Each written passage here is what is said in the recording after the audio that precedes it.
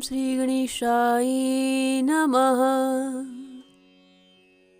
ओम श्री उमा महेश्वराय नमः। ओम श्री नर्मदेश्वर महादेवाय नमः। बोलिए श्री गौरी शंकर की जय। आप सभी का राम दर्शन चैनल में हार्दिक स्वागत है। आज हम सभी श्रवण करने वाले हैं भगवान श्री दत्तात्रेय जी की पावन कथा, जो भगवान श्री विष्णु के छठे अवतार हुए। श्रीमद् भागवत में वर्णन आया है कि श्री विष्णु भगवान के 24 अवतार हुए और उन 24 अवतारों में से भगवान श्री दत्तात्रेय जी छठे अवतार माने जाते हैं।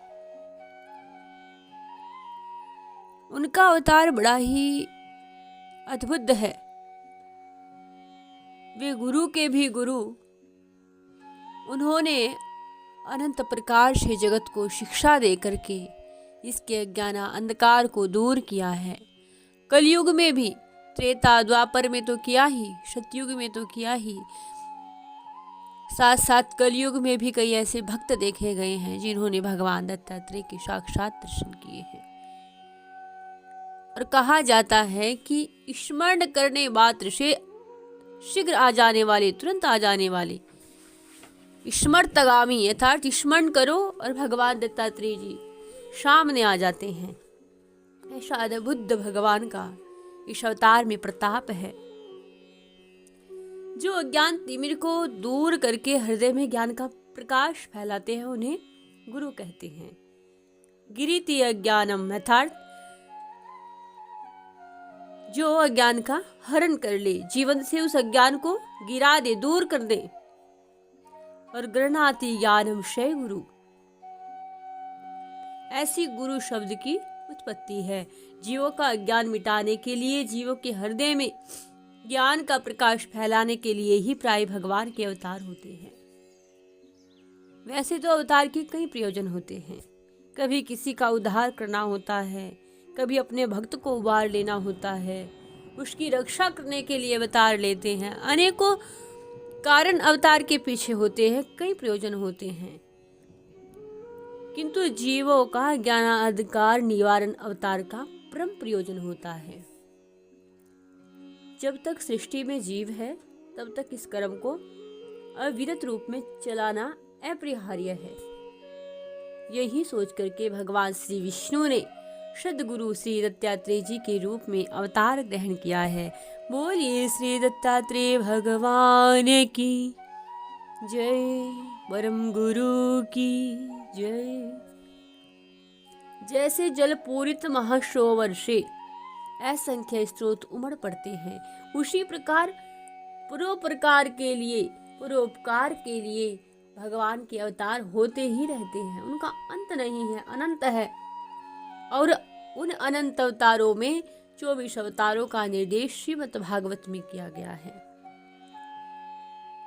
उन 24 अवतारों में सिद्धराज श्री भगवान दत्तात्रेय जी छठे स्वरूप हैं। इस अवतार की परिसमाप्ति नहीं है, इसलिए इन्हें अविनाश भी कहते हैं। और ये समस्त सिद्धों के राजा होने के कारण सिद्धराज भी कहलाते हैं। योग विद्या में असाधारण अधिकार रखने के कारण भक्तजन इन्हें योगीराज भी कहते हैं। और अपने असाधारण योग चातुर्य से इन्होंने देवताओं का संरक्षण किया है, इसलिए देवता लोग इन्हें देव देवेश्वर भी कहते हैं। और इनका अवतार कैसे हुआ और किसके घर हुआ, यह बड़ा विचित्र कथा है।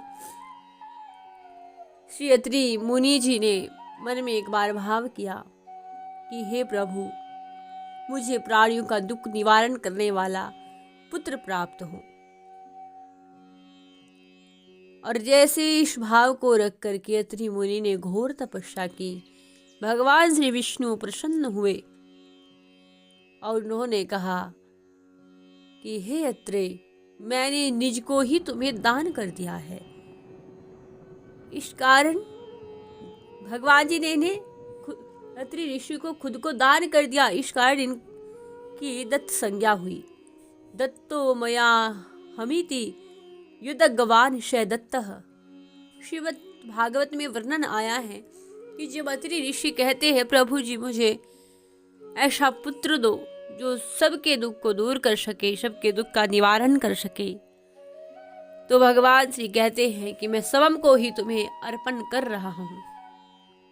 तो ऐसी है भगवान की भक्त वत्सलता, खुद को भी भक्त को सौंप देते हैं। और भक्त है कि भगवान को, कोई भक्त है कि भगवान को खुद को सौंपने में भी डरता है। ऐसा नहीं होना चाहिए। भगवान श्री कहते हैं अत्रि ऋषि को कि मैंने निज को तुम्हें दान कर दिया है। कितने करुणावतार है भगवान श्री विष्णु, श्री लक्ष्मी नारायण। जैसे ही अत्रि ऋषि को ऐसा कहा, अत्रि ऋषि की प्रसन्नता की सीमा नहीं रही, बारंबार धन्यवाद किया।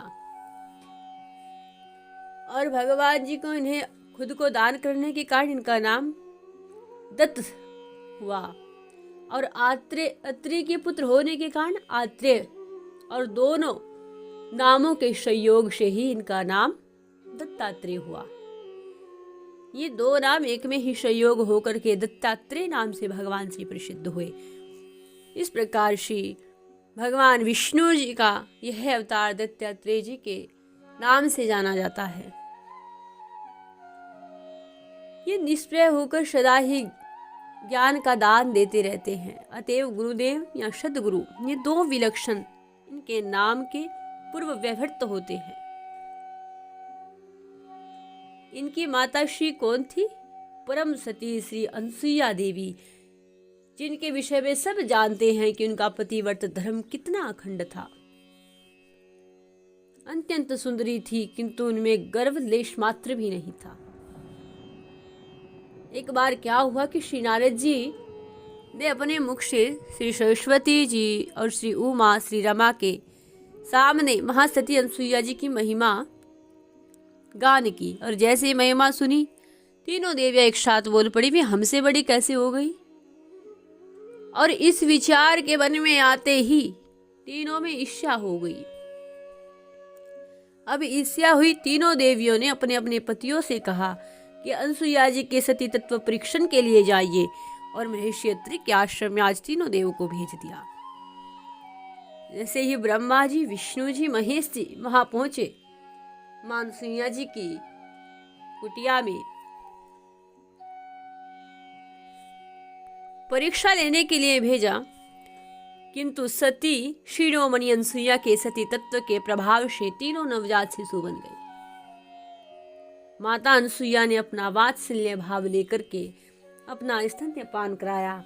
और कुछ दिनों के बाद श्री सरस्वती, श्री उमा, श्री रमा माता अनसुईया के समीप आकर के उनके श्री चरणों में गिरी, क्षमा याचना करने लगी, माते हमें क्षमा कर दीजिए। जैसी क्षमा मांगी, दयामयी माता अनसुईया ने तीनों बालकों को पूर्ववर्त ब्रह्मा, विष्णु और महेश्वर बना दिया। और तीनों देव इतने प्रसन्न हुए कि आशीर्वाद दे करके गए, कह करके गए, संकेत दे करके गए माता अनसुईया को और श्री अत्रि ऋषि को कि आप चिंता न करें, हम आपके पुत्र रूप में आपके पास ही रहेंगे। और जाते समय त्रिदेवों ने अत्रि और मां अनसुईया को यह अभिप्राय समझा करके कहा। फिर ब्रह्मदेव सोम के रूप में, भगवान श्री विष्णु दत्त के रूप में, और भगवान श्री शंकर जी महर्षि दुर्वासा जी के रूप में माता अनसुईया जी के पुत्र बन करके अवतरित हुए हैं।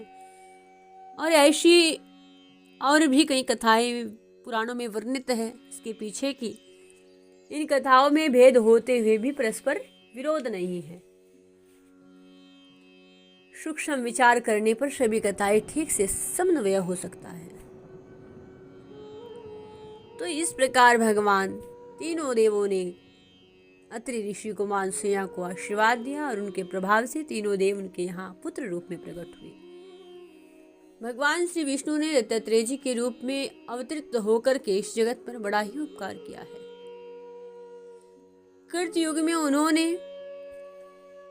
श्री कार्तिक स्वामी जी को उपदेश दिया है, श्री गणेश भगवान को ज्ञान का उपदेश दिया है, और भक्तराज प्रहलाद भी इन्हीं से उपदेश लेकर के अपने आप को उपकृत मानते हैं। त्रेता में राजा अलर्क प्रभृति को योग विद्या, अध्यात्म विद्या का उपदेश देकर के इन्होंने कथार्थ किया है। राजा पुरूरवा और राजा आयु को भी दत्तात्रेय जी की कृपा से अपने आप को धन्य मानते हैं और उनको दत्तात्रेय जी की अपने आप को कृपा के ऋणी समझते हैं। द्वापर में भगवान श्री परशुराम जी और हयादेहीपति राजा कृतवीर्य आदि को भी भगवान श्री दत्तात्रेय जी ने अपना अनुग्रह प्राप्त कराया था। उन्हीं की कृपा से वे तेजस्वी हुए, यशस्वी हुए। कलयुग में भी, यहाँ तक कि कलयुग में भी भगवान शंकराचार्य, गोरक्षकनाथ, महाप्रभु, सिद्ध नागार्जुन, ये सब दत्तात्रेय जी के अनुग्रह से ही धन्य हो गए हैं और उनकी कृपा से ही इन्हें ज्ञान प्राप्त हुआ। श्री संत ज्ञानेश्वर महाराज, श्री जनार्दन स्वामी, श्री संत एकनाथ जी, दासोपंत, श्री संत तुकाराम जी महाराज, इन भक्तों ने दत्तात्रेय जी का प्रत्यक्ष दर्शन किया था। कलयुग में भी भगवान श्री दत्तात्रेय जी भक्त का करुण क्रंदन सुनकर तुरंत उनके समीप पहुंच जाते हैं, एक क्षण का विलंब नहीं करते। इसी कारण इन्हें ईश्वरतगामी, स्मरण करते ही आने वाले कहा गया है। इनका नाम ईश्वरतगामी भी वेदों में प्रसिद्ध है। ऐसे हैं भगवान श्री दत्तात्रेय। गिर नाम श्री दत्तात्रेय जी का सिद्ध पीठ है। उनका उन्मुतों का सा विचित्र वेश है और उनके आगे पीछे कुत्ते उन्हें पहचान लेना सरल नहीं है। वे सिद्धों के परम आचार्य हैं और उन्हें उच्च कोटि के अधिकारी पुरुष ही पहचान सकते हैं, किंतु उनके आराधक तो अपना जीवन धन्य कर ही लेते हैं उनकी कृपा से।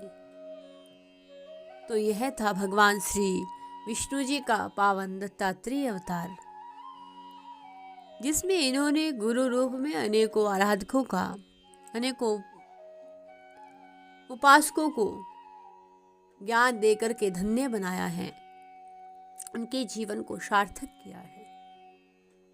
तो आज हम सभी ने भगवान श्री विष्णु के इस पावन अवतार दत्तात्रेय जी की इस कथा को श्रवण किया है और यह उन्हीं की कृपा से सुलभ हुआ है कि उनके नाम का स्मरण हुआ है। भगवान श्री दत्तात्रेय जी के श्री चरणों में प्रणाम करते हुए बोलिए श्री दत्तात्रेय भगवान की जय।